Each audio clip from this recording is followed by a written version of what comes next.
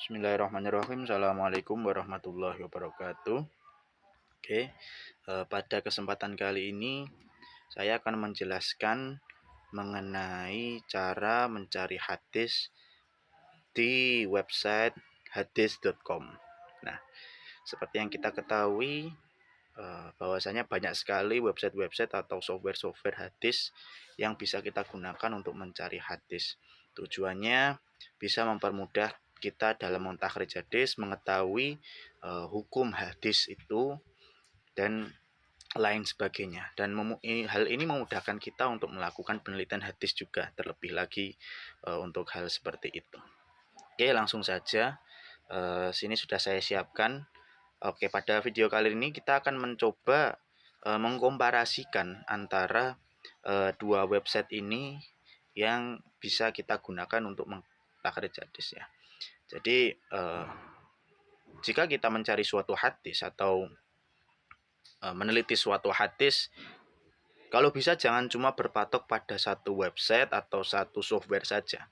Karena barangkali database atau kelengkapan-kelengkapan lain, keterangan-keterangan lain tidak bisa kita temukan di website satu, tapi bisa kita temukan di website yang lain, seperti yang akan saya praktekkan pada kesempatan kali ini. Oke, langsung saja kita praktek hadis yang sering kita dengar ya di telinga kita dan sering tersebar di masyarakat, yakni hadis tentang khairun nas anfa'uhum linas. Nah, kita langsung saja coba cari hadisnya, sudah saya siapkan di sini. Kita langsung saja masuk ke website hadis.com ini.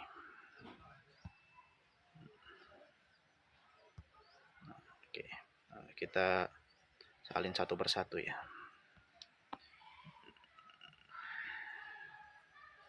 Oke.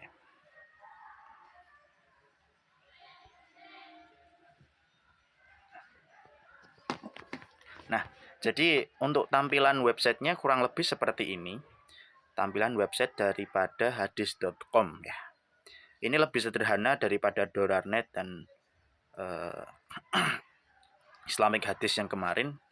Nah, jadi langsung saja kita coba untuk mencari hadis khairun nas anfa'uhum linas.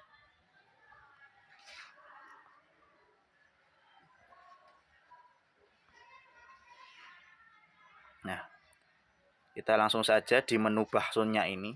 Kalau di website ini tidak terlalu banyak istilahnya hal yang perlu dicentangi atau yang dicari.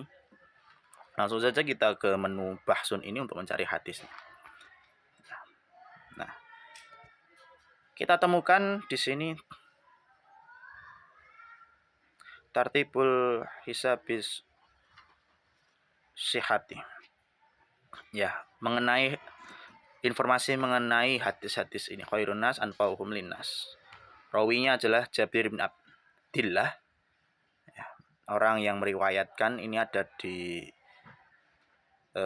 beliau, yakni Ibnu Hibban dalam kitabnya Al-Majruhin. Ya. Hukmul muhaddisnya di dalamnya di sini ada keterangan ada Amr bin Bakar As-Saksaki atau Saksiki ya.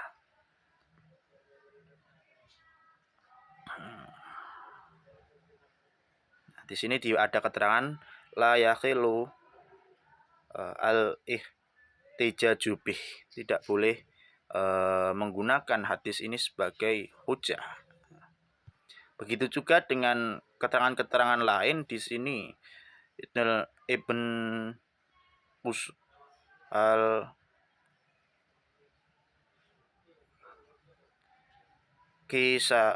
Al-Kisaroni ya. Dalam kitab Tadhkiratul Huffaz itu juga menghukumi Amr bin Malik itu tadi sebagai orang yang matrukul hadis ya. Kemudian di keterangan yang lain ada juga yang menyebutkan bahwasanya dia munkarul hadis dan sebagainya. Makanya hadis ini dihukumi maudhu.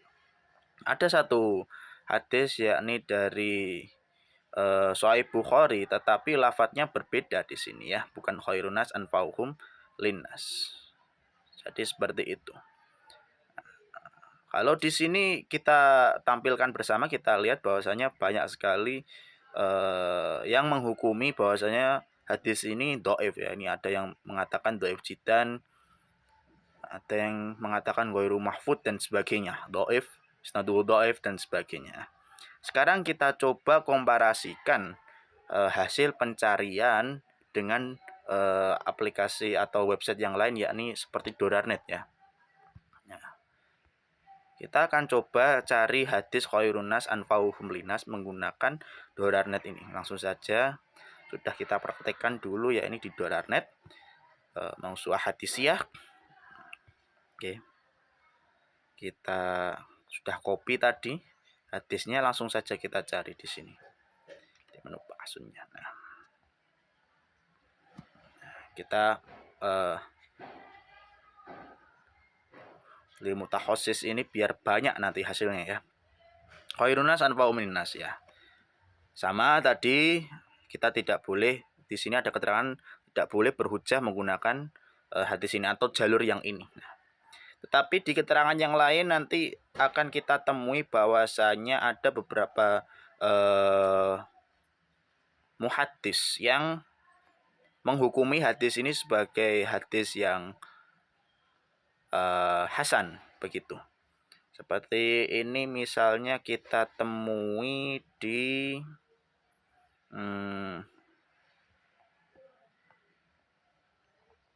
nah, Al-Albani menghukumi hadis ini sebagai hadis yang hasan begitu. Tadi kan di aplikasi yang atau software yang hadis.com tadi tidak ada keterangan ini tadi. Nah, maka dari itu di sini pentingnya kita melakukan verifikasi atau istilahnya mencari sumber-sumber lain begitu. Terlebih lagi kita juga membuka kitab-kitab yang primer, dalam artian jika kita memiliki waktu yang lebih panjang, kita bisa membuka kitab-kitab hadisnya secara langsung untuk membandingkan sumber yang satu dengan sumber yang lain. Karena biasanya yang namanya human error memang tidak bisa kita hindari ya, atau barangkali sumber atau istilahnya database daripada setiap website atau setiap aplikasi itu tidaklah komplit. Nah, dalam artian ada website yang satu memiliki database yang seperti ini, website yang lain memiliki database yang seperti ini. Nah, agar kita saling melengkapi, maka kita harus mulai teliti, mulai jeli dan membuka dari berbagai macam website atau sumber yang lain agar memperluas wawasan kita dan mempermudah kita dalam mencari hadis, meneliti suatu hadis dan menemukan kesimpulan yang ada di dalamnya. Nah, di sini ada beberapa yang mengatakan bahwasanya isnaduhu dhaif, nah dan sebagainya. Jadi kurang lebih seperti itu. Lahu syawahid. Nah, di sini ada keterangan lahu syawahid di hadis yang sebelum software yang sebelumnya kan tidak ada. Maka dari itu di sini pentingnya kita melakukan cross check atau istilahnya membuka sumber-sumber yang lain ya, agar kita mendapatkan hasil yang lebih bervariatif dan mendapatkan hasil yang maksimal begitu. Jadi kurang lebih seperti itu ya. Nah, di Dorarnet ini ada beberapa keterangan yang menghukumi bahwasanya hadis ini hasan. Jadi kurang lebih seperti itu. Nanti kalau di ilmu hadisnya atau ulumul hadisnya, jika ada jalur yang lebih asoh atau lebih sahih, maka bisa menjadi syawahid atau menjadi mutabik dan sebagainya. Maka nanti hadisnya bisa menjadi naik tingkat. Kurang lebih seperti itu yang bisa saya sampaikan pada kesempatan kali ini.